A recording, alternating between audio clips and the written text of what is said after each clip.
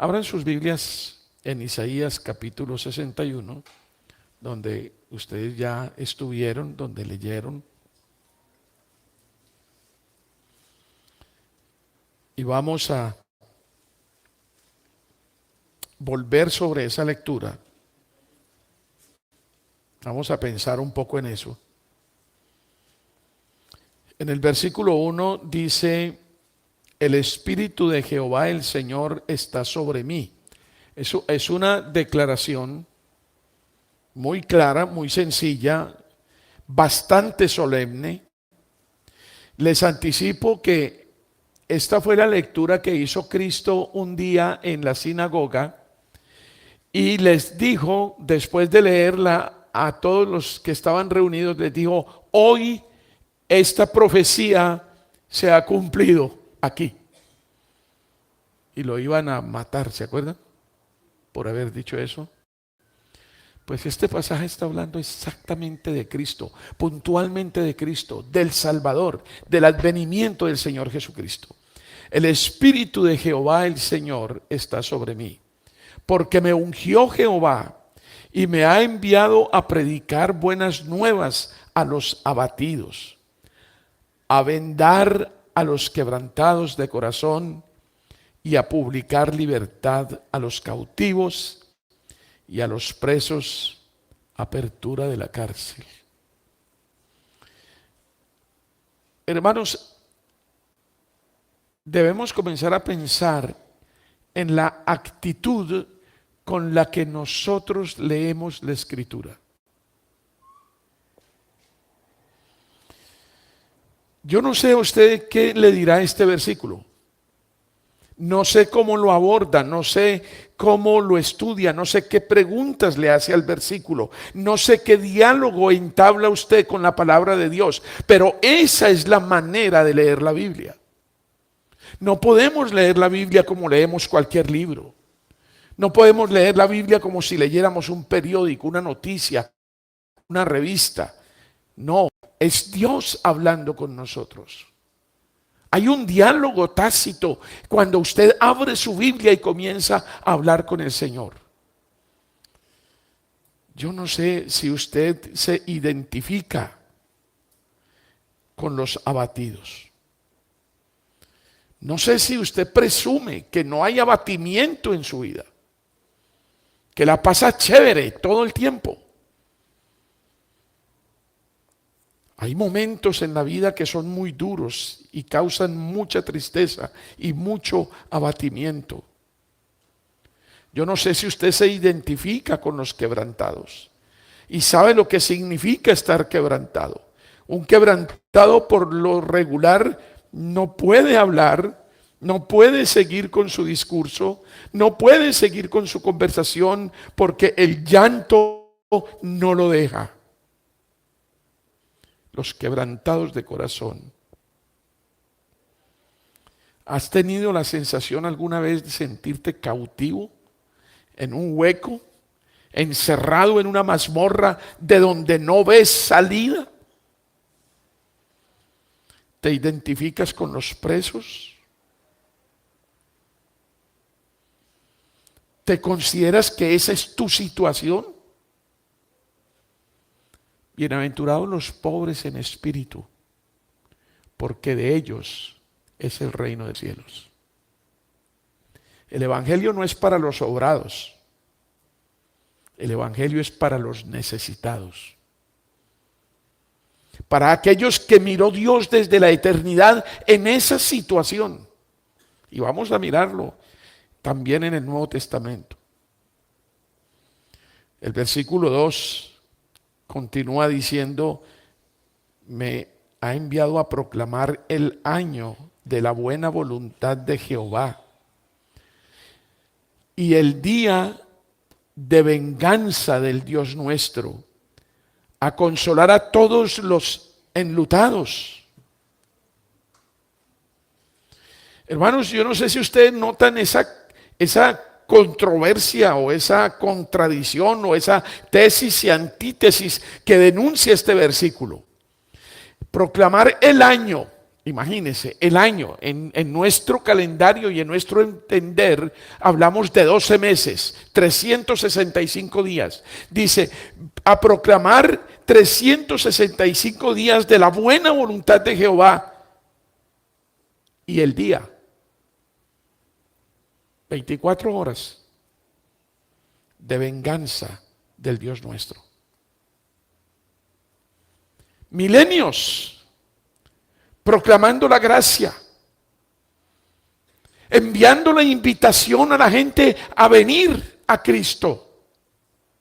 Milenios, desde la creación, desde la promesa de Génesis 3:15 hasta el día de hoy, aún con el cumplimiento de la primera venida. Y nos espera un día de juicio.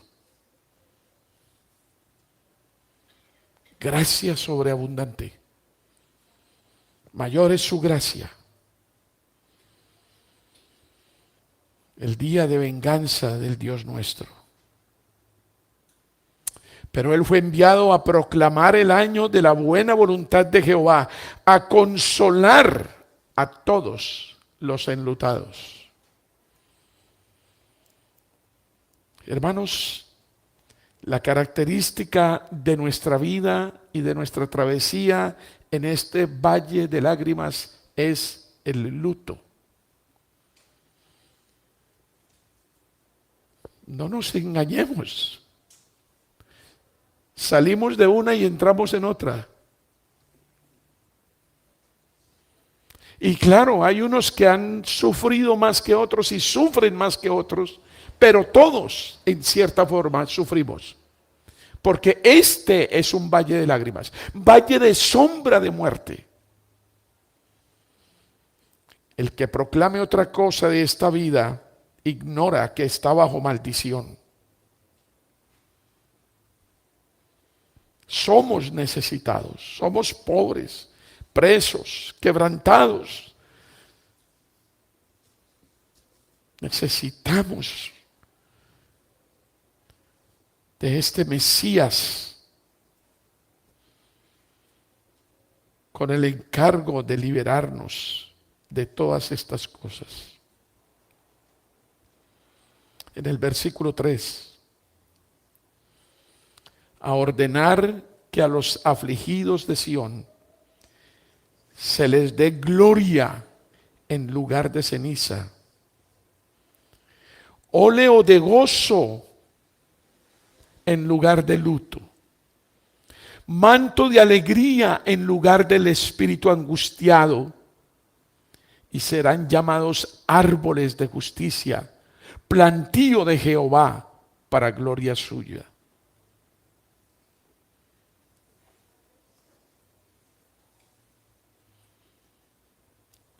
A todos los llamados de mi nombre, dice el Señor en otra parte de la Escritura, a todos los llamados de mi nombre, para gloria mía los he creado, los formé y los hice.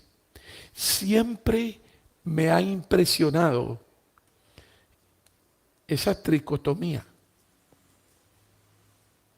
Es un énfasis especial que Dios hace al declararnos por qué nos creó, para qué nos creó, qué fue lo que pensó la Trinidad cuando dijo aquella vez en la eternidad: hagamos al hombre a nuestra imagen y semejanza. Para gloria de Él. Nos creó, nos formó y noten lo que en español constituye el significado de esa palabra: los formé. Puse una atención especial en ellos, los moldeé, los hice como yo quería. Porque con una sola ofrenda hizo perfectos para siempre a los santificados. Gracia, abundancia de gracia, derroche de gracia en todas estas cosas.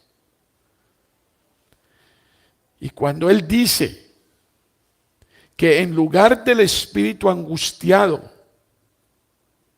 nos da un manto de alegría, está hablando de la paz que Él nos ofrece y que Él nos da.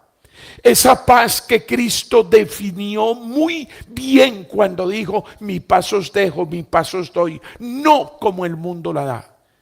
No se turbe vuestro corazón, ni tengan miedo. Paz mental, paz emocional.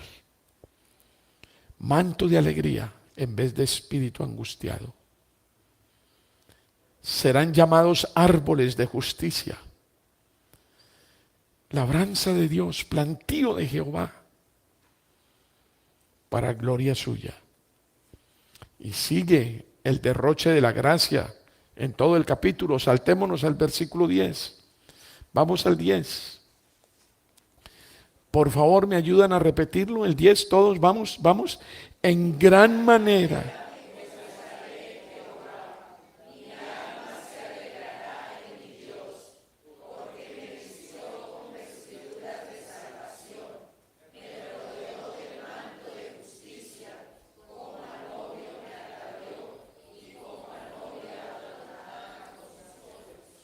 Quiero hacer énfasis en la primera frase del versículo.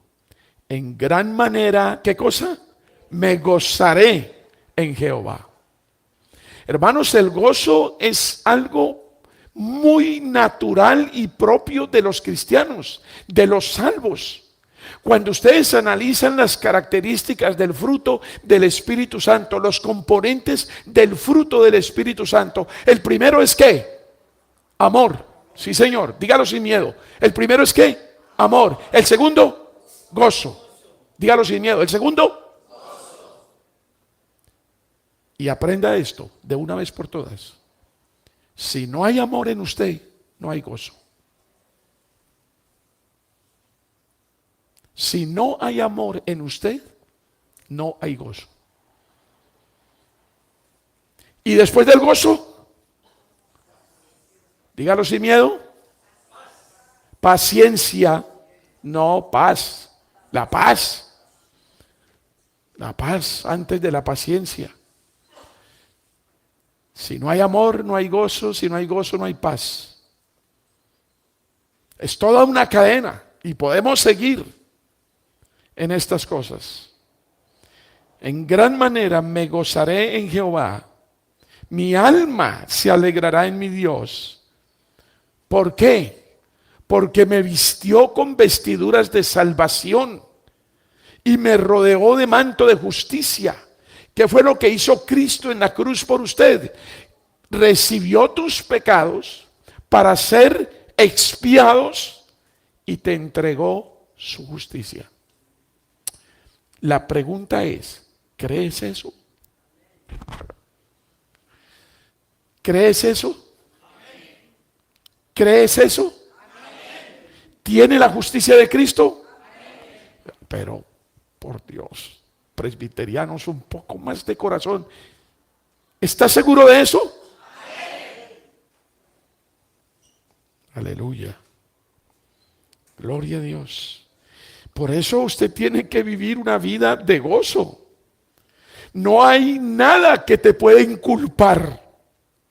Los que entienden el derecho, los que están trabajando en áreas de la justicia, de la ley, saben que esto es un término completamente jurídico y que está declarándote bajo todo punto de vista libre de culpa. ¿Cómo se siente usted? ¿Realmente qué es lo que cree? ¿Qué es lo que habita en su corazón? ¿Todavía hay temor en el juicio? Acuérdese de Primera de Juan. En el amor no hay temor. Porque el temor es cuando usted espera juicio. Cuando usted espera condenación. Pero si hoy está seguro que todo lo que usted tiene es la vestidura de la justicia de Cristo, por favor, no le dé campo a la amargura. No se queje. No diga que está abandonado. No diga que no tiene quien lo ayude. No diga que está solitario en el mundo. Pobrecito yo, pobrecito yo, pobrecito yo. La autocompasión es la punta del iceberg de su orgullo. Tiene un Dios que le entregó todo, que no escatimó ni a su propio hijo, que lo perdonó en el pasado, en el presente y en lo futuro, que lo tiene listo para la gloria, que se ha reconciliado con usted, que ha satisfecho su justicia en el sacrificio de su hijo. ¿Por qué la amargura? ¿Por qué el miedo? ¿Por qué la zozobra? Si en Cristo lo tiene todo. Lo que estamos leyendo, mis queridos hermanos, es todo teología del pacto. En el versículo 11, porque como la tierra produce su renuevo y como el huerto hace brotar su semilla, así Jehová el Señor, oigan bien, hará brotar justicia y alabanza delante de todas las naciones. ¿Y quién es el testimonio en las naciones de toda justicia que Dios hace brotar? Ustedes. Ustedes son espectáculo al mundo. Ustedes deben ser vistos como seres que van caminando en justicia por la vida, diferentes a todos los demás. ¿No se alegran? ¿Esto no les llena? ¿Esto no revoluciona su corazón? Hermanos, si esto no le pega con emoción en su vida, revise su fe.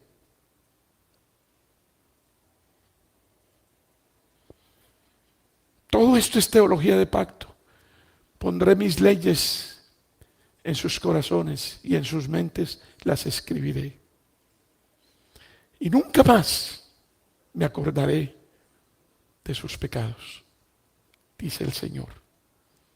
¿Por qué? Porque haré brotar solo justicia.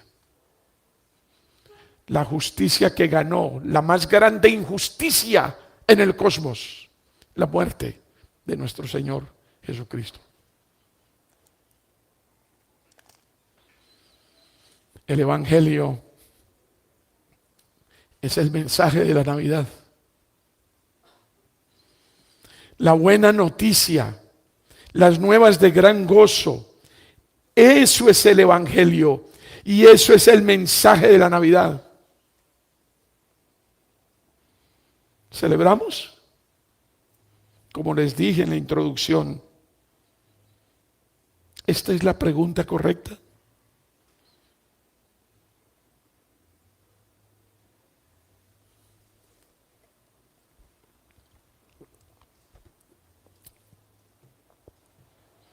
Absolutamente no. La pregunta correcta es, ¿cómo celebramos? Y yo quiero que hoy usted se pregunte con toda honestidad en su corazón, ¿cómo celebro yo la Navidad?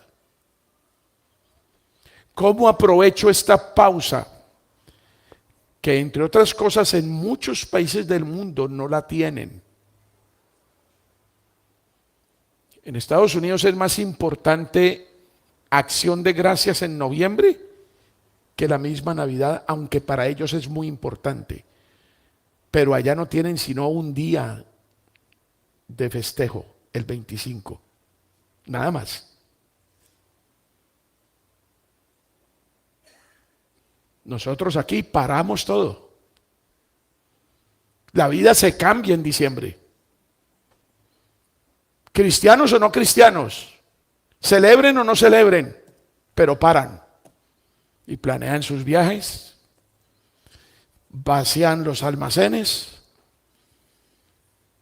hacen una cantidad de cosas que no hacen durante todo el año, menos meditar en el misterio de la encarnación, lo más grande, lo más sublime que le ha podido suceder a la humanidad. ¿Cómo celebramos? La Biblia no prohíbe o condena las celebraciones. Es más, las fomenta. Y son legítimas cuando honran a Dios y nos recuerdan sus bondades y sus dádivas. Si van al Éxodo capítulo 12, versículo 14, cuando está a punto de suceder la muerte de los primogénitos en Egipto, en la víspera de la liberación del pueblo de Dios, dice así, Éxodo 12:14. 12:14. ¿Me ayudan, por favor? Ayúdenme un poquito. Éxodo 12:14. Con entusiasmo. Vamos ya. Y esto.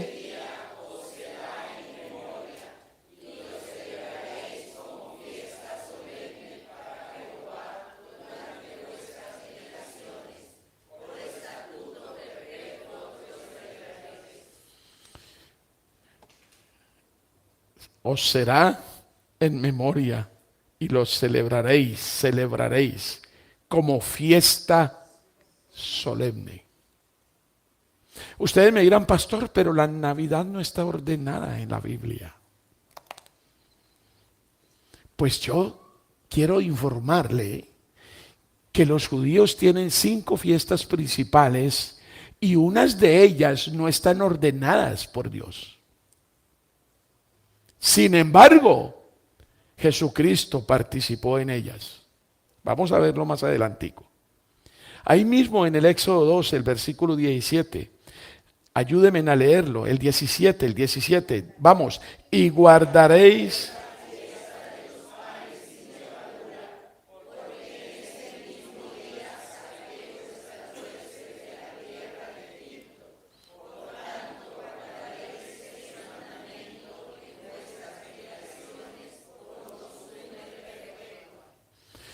Hoy vamos a celebrar la gran conmemoración de nuestra Pascua. Cristo sacrificado por nosotros, nuestro Cordero Pascual. Aquella injusticia, como les dije hace poco, que trajo toda justicia, y aquella tristeza que trajo todo gozo. Como la Navidad. La Navidad no la ordena la Biblia, pero es un recuerdo bíblico. Es una historia cósmica, trascendente, central, importantísima. Humillación de Cristo desde el primer día de su existencia en esta tierra. Humillación desde el primer paso en el pesebre hacia la cruz.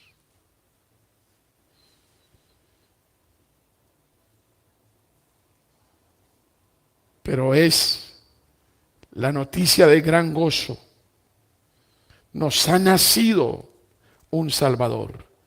Y todo para que tú y yo pudiéramos ser salvos, perfectos y cabales, sin que nos falte cosa alguna, santos y sin mancha delante de Dios. Por su gracia, por su amor, gracias a la encarnación de su Hijo y de su muerte en la cruz. Leonel Ortiz, santo y sin mancha. ¿Cómo puede ser posible? Pero esto es lo que declara la Escritura. Esto es lo que declara Dios. Todos ustedes, los que están aquí hoy, van santos y sin mancha. Perfectos. Maduros para el Señor. Por su buena voluntad. Por la obra de Cristo. La pregunta es, ¿cómo celebramos? Antes de seguir adelante con este asunto de la pregunta, vámonos a Isaías 61. He aquí la profecía del gran gozo. El profeta Isaías el profeta del corazón misionero de Dios, de su obra redentora, de su obra de amor. Isaías 61, a partir del versículo 10. En gran manera me gozaré en Jehová. Mi alma se alegrará en mi Dios, porque me vistió con vestiduras de salvación. Me rodeó de manto de justicia, como a novio me atavió y como a novia adornada con sus joyas. Versículo 11. Todos ayúdenme, por favor. Porque como la tierra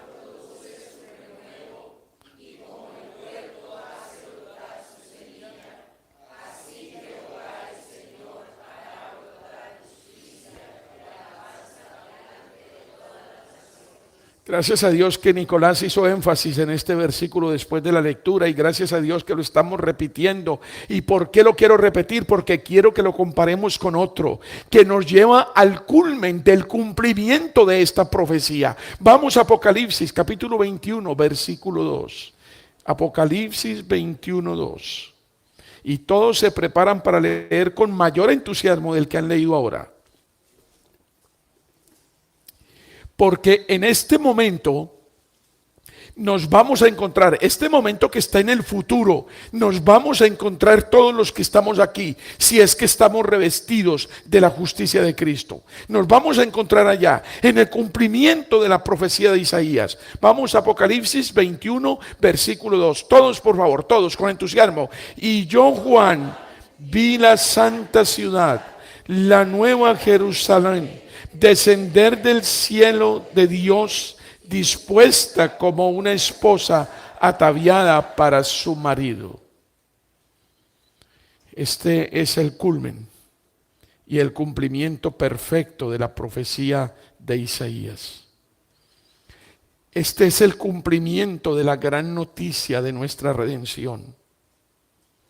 Hermanos, nosotros, la iglesia, somos la novia ataviada, somos la nueva Jerusalén que descenderá del cielo un día en gloria. Ustedes y yo. ¿Cómo es posible que esto no cause una revolución de gozo y alegría y esperanza en ustedes? Si esto no está tocando sus corazones, si esto no los lleva a la gratitud extrema, déjenme exhortarles a que examinen su fe.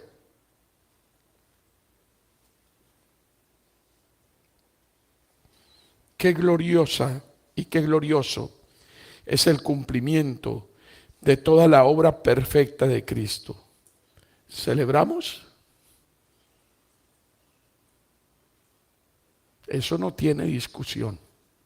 Ese no es el tema, ese no es el asunto. El asunto es cómo celebramos. Vamos a Lucas, capítulo 2. Si me paso de la hora no es culpa mía, es que no veo este relojito. No, pero estoy en tiempo. Gracias. Lucas capítulo 2. Gracias a Dios, Nico me entregó el culto a muy buena hora. Lucas 2. Y saben que la cita es desde el 8 hasta el 24, ¿no es cierto? Que ustedes ya leyeron también. Me encanta. Es asombrosa historia. Había pastores en la misma región. Y saben, me pongo a pensar, estos pastores no tenían ni idea de lo que estaba pasando. No es que estuvieron allí a propósito, no es que estaban a la expectativa, estaban cuidando sus ovejas, punto. Hermanos, Cristo no pudo haber nacido en diciembre, eso es un imposible, y no nació en diciembre. Se cree que nació en marzo o abril, por allá cerca de la primavera. ¿Por qué no puede ser en diciembre? Porque si hubiera sido en diciembre, allá en esa región están en estos momentos en temperatura bajo cero. No estarían los pastores afuera. Era invierno. Pero la cristiandad cambió unas celebraciones paganas por unas cristianas. ¿Qué malo hay en eso? ¿Qué es lo que dice el versículo? De modo que si alguno está en Cristo, nueva criatura es. Las cosas viejas, ¿qué? ¿Qué cosa pasó con las viejas? Las cosas viejas, perdón. Las cosas viejas pasaron. ¿Y todas son qué? Hechas nuevas. ¿Quién dice que no tenían facultad los apóstoles o los primeros cristianos, los padres de la iglesia, para cambiar las festividades del sol y de todas esas cosas, el solsticio de verano, por una cosa cristiana? ¿Cómo era usted antes de ser cristiano? Hay un versículo muy diciente que dice que ¿era qué? Fornicario, adúltero, ladrón, afeminado, homosexual, un poco de cosas. Dice, esto erais vosotros, algunos de vosotros. Pero ahora habéis sido lavados, habéis sido justificados por la sangre ¿de quién? Del Señor Jesucristo. De modo que nueva criatura es. Pero la filosofía que le aplica al mundo es, no, como usted fue ladrón, ahora que se convirtió, la conversión se hace defectuosa porque usted viene de allá. ¿Cómo así? Entonces no le vamos a echar culpa a la Navidad porque era una celebración pagana. Ahora ya no lo es. Y nosotros no celebramos como paganos. Lucas capítulo 2, había pastores, gente muy sencilla, en la misma región, que velaban y guardaban las vigilias de la noche sobre su rebaño. Hermanos, quisiera que miraran este versículo y los personajes de los pastores como una enseñanza para usted y para mí. ¿Qué es lo que nosotros como cristianos debemos orar, incluso por orden y consejo de nuestro Señor Jesucristo? Velad y orad. Velad y orad. Velar no quiere decir programar una vigilia por allá hasta las 4 de la mañana en determinado día y por circunstancias que al pastor se le ocurrió. Velar quiere decir mantener con los ojos abiertos, meditando en la palabra de Dios de día y de noche, pensando en estas cosas. Versículo 9. Y he aquí, se les presentó un ángel del Señor, y la gloria del Señor los rodeó de resplandor. ¿Cómo sería eso? Claro, tienen razón de haberse asustado. Estamos en la noche vigilando las ovejas tranquilas y de pronto una luz tremenda que nos rodea. Y un ser angelical, un ser extraño que se nos aparece. Tuvieron gran temor. Versículo 10. Vayan poniéndole bastante atención a esto. Pero el ángel les dijo, no temáis, porque he aquí, os doy nuevas, ¿de qué? Ay, pero, ¿de qué? Claro que sí, hombre, de gran gozo. De gran gozo, de gran... que será para todo el pueblo.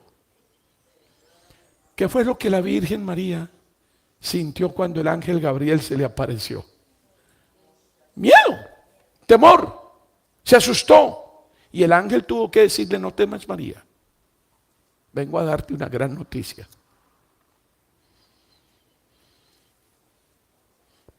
A nosotros no se nos ha aparecido ningún ángel, pero tenemos el testimonio de los apóstoles que escribieron el Evangelio bajo la inspiración del Espíritu Santo para que tuviéramos esta historia fidedigna para nuestra reflexión, nuestra enseñanza, nuestra edificación y el cultivo de nuestro gozo.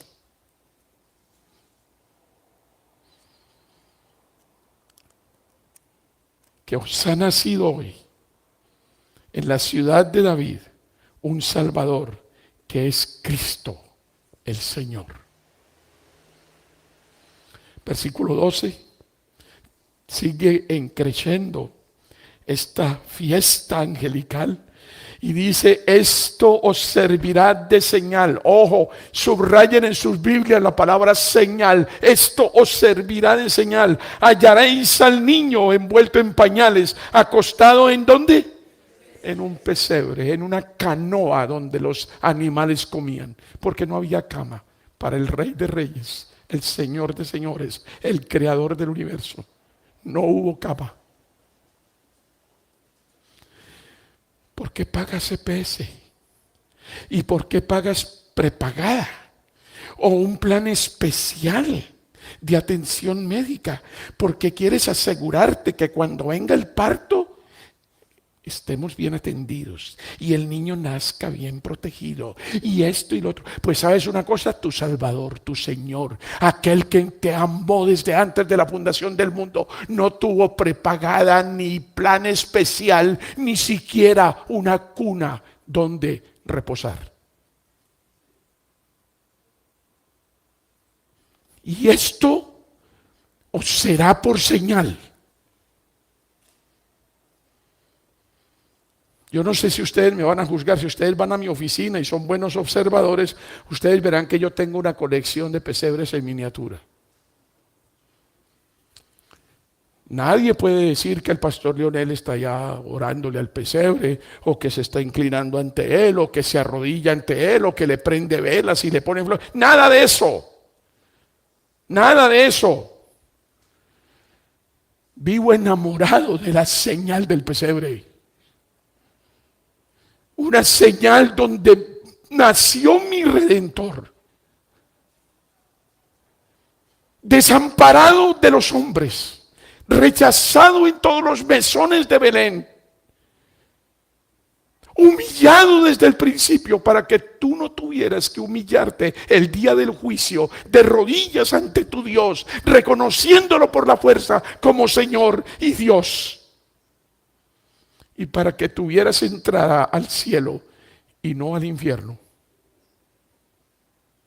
Porque toda rodilla se doblará y toda lengua confesará que Jesucristo es el Señor.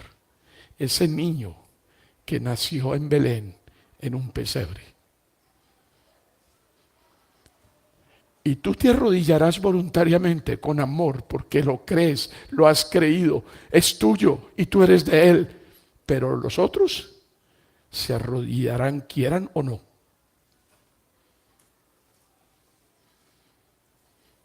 Os será por señal.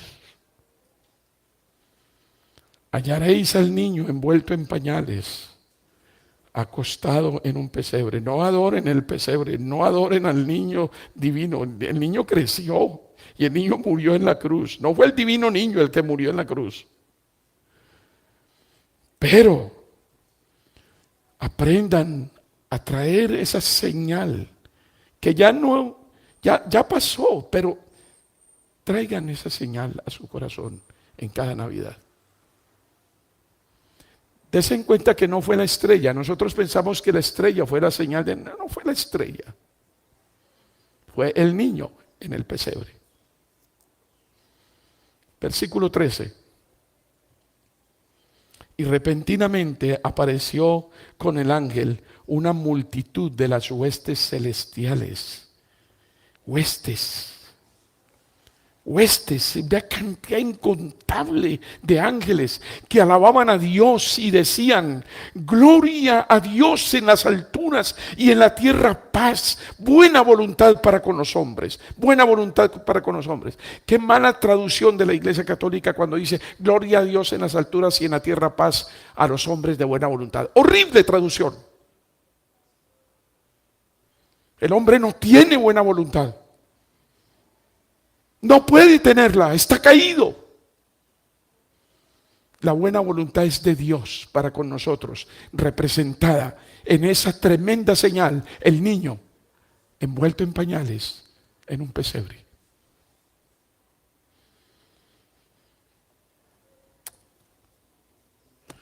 ¿Qué hicieron los pastores? No se quedaron contentos. Uy, qué bueno, se nos manifestó Dios. Esa, qué visión tan extraordinaria. Nosotros tenemos que ser unas grandes personas porque mire lo que nos dio Dios. No, nada de eso.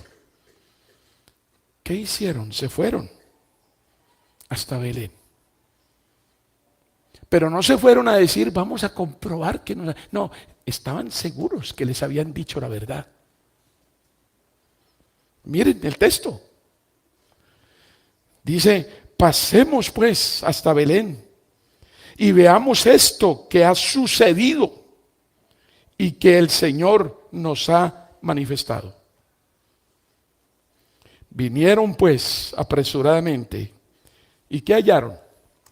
A María, a José y al niño acostado en el pesebre. Versículo 17. Y yo quiero que vean en el versículo 17 una de las primeras formas de la manera como debemos celebrar la Navidad.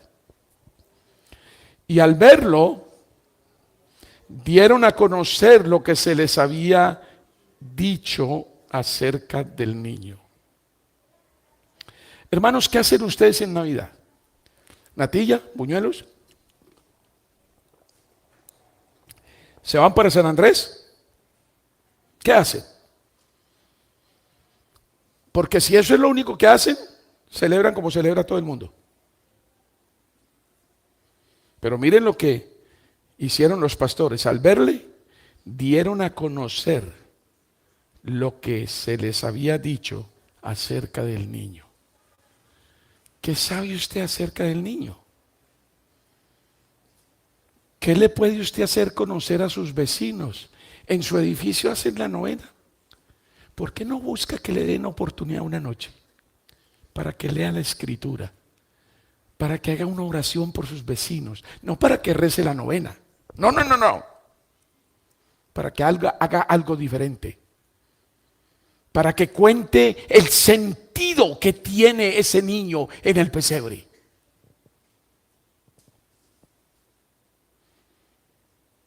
Ahí empezamos a celebrar bien. Versículo 18. Y todos los que oyeron, oiga la respuesta. Dice, y todos los que oyeron se maravillaron de lo que los pastores les decían. Dígame una cosa, mis hermanos, ¿sus vecinos se maravillan de lo que usted cuenta? Usted los reúne al calor de un chocolatico caliente y unos boñuelos blanditos repletos de queso.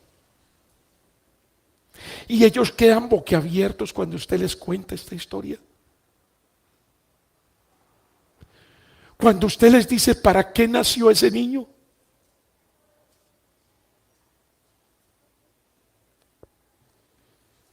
O solo piensa en el televisor grande. Ya voy a comenzar a regañar. No, sigamos.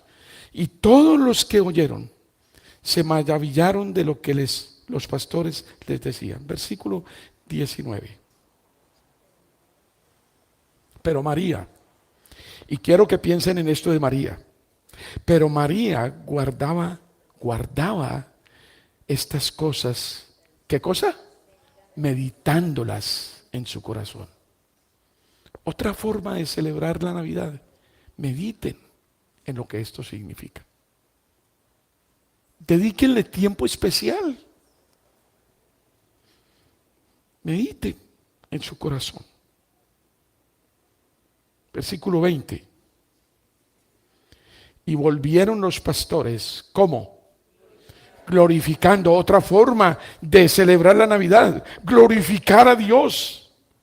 Y alabar por todas las cosas que habían oído y visto, como se les había dicho.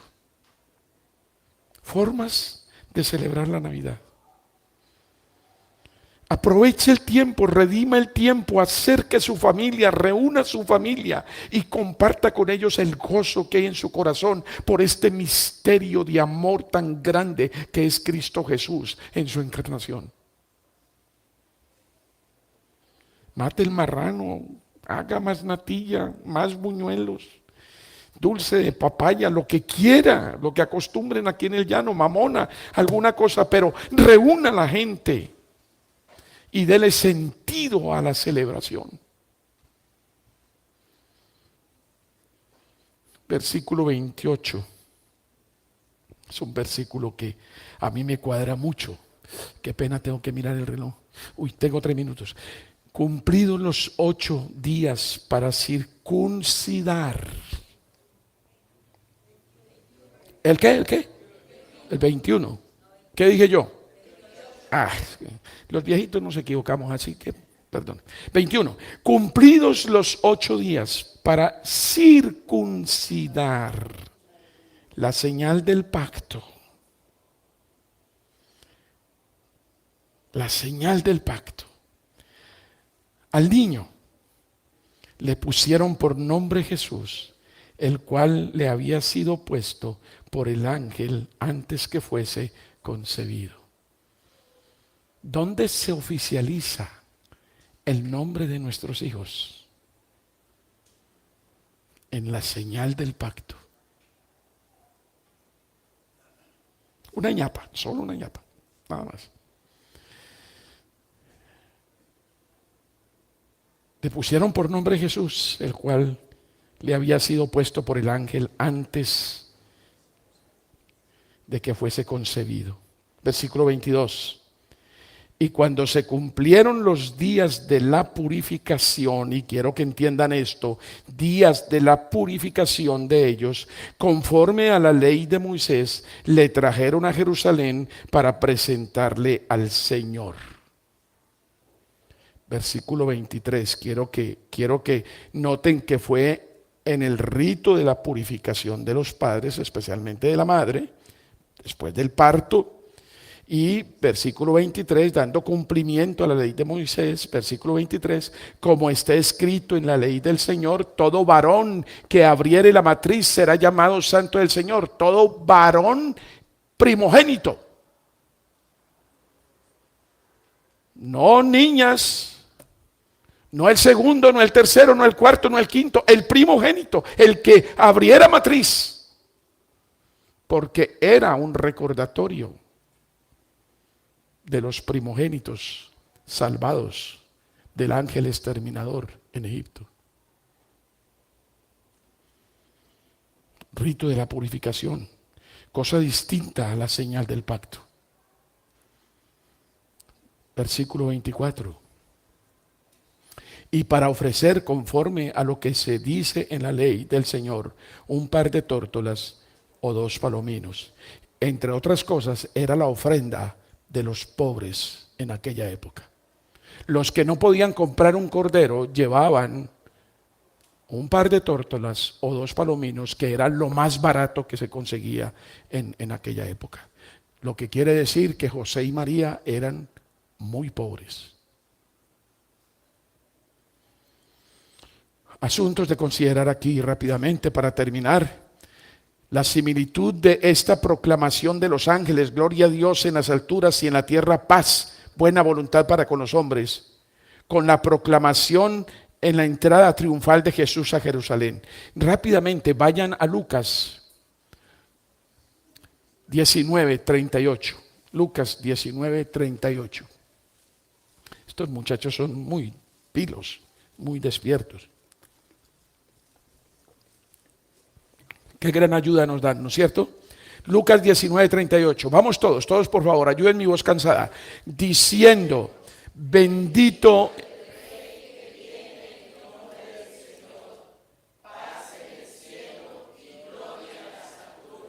¿No les parece que es parecido a lo que cantaron los ángeles cuando nació Cristo? No olvidemos que Cristo entraba en Jerusalén para morir en la cruz. Y Cristo nació únicamente, exclusivamente, para morir en la cruz. Paz y buena voluntad de parte de Dios para los hombres, y todo para su gloria y solo para su gloria.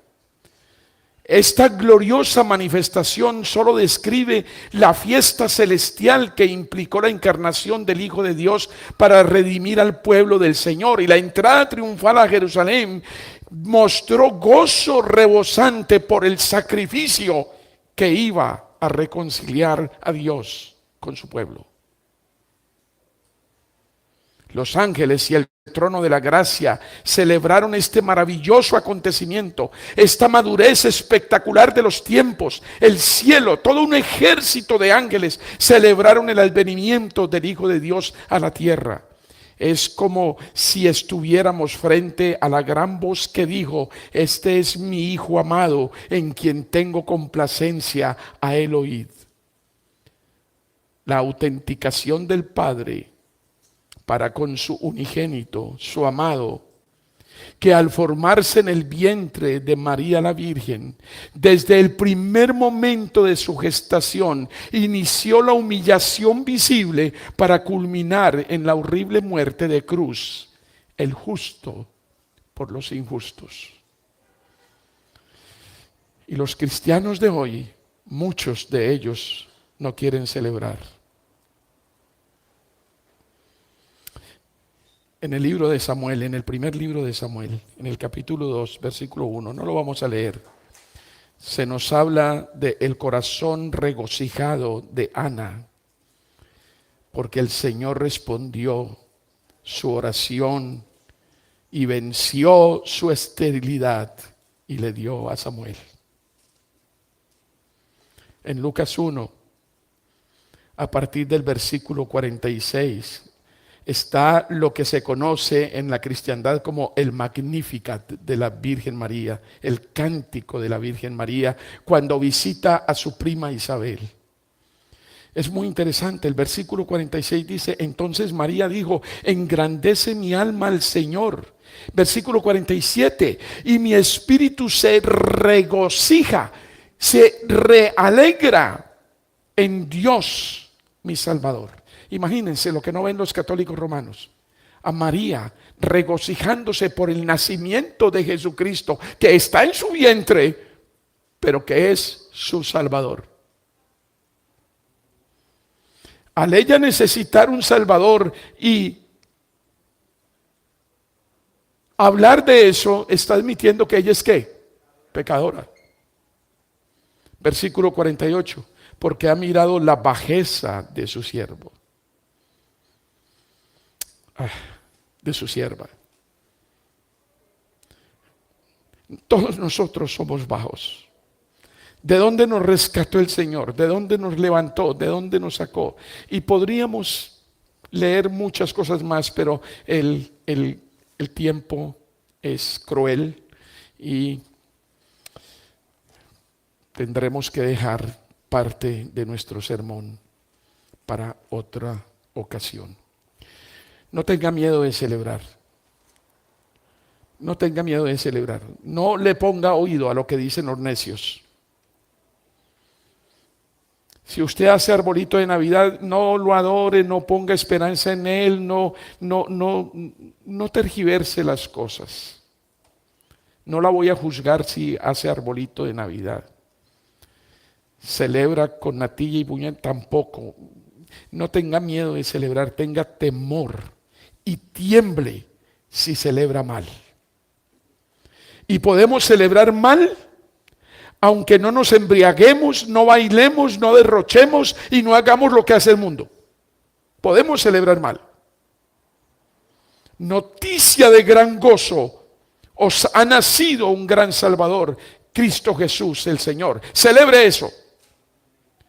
Si no actuamos y si no aprovechamos el tiempo y la oportunidad para presentar el amor de Dios y la exaltación de Cristo después de su humillación a todos aquellos que Dios ha puesto en nuestras vidas de manera cercana o lejana, habremos celebrado mal. Vuelvan a Lucas 2 rápidamente, el versículo 10, y vamos a quedarnos con este. Pónganse de pie, por favor. Lucas 2, 10 hasta el 12. Y vamos a proclamarlo con entusiasmo todos para cerrar el sermón. Vamos a proclamarlo con mucho entusiasmo, con alegría, con gozo, con esperanza, con la verdad que todo esto implica. Lucas 2:10, vamos todos. Pero el ángel...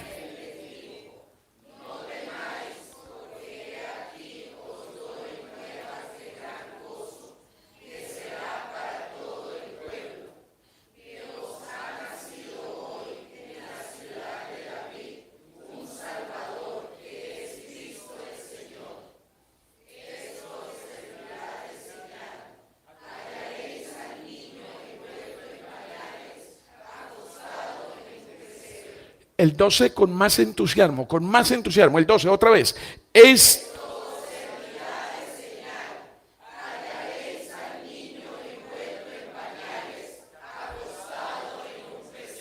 Amén. Padre Celestial, te ruego que bendigas esta congregación, parte de tu pueblo, de tu iglesia universal, aquí reunida, juntos en un solo corazón, te adoramos. Bendice a estos adoradores con bendición especial. Permíteles entender la grandeza del don inefable que es Cristo Jesús. Permítenos gozarnos con integridad por el advenimiento de nuestro Salvador.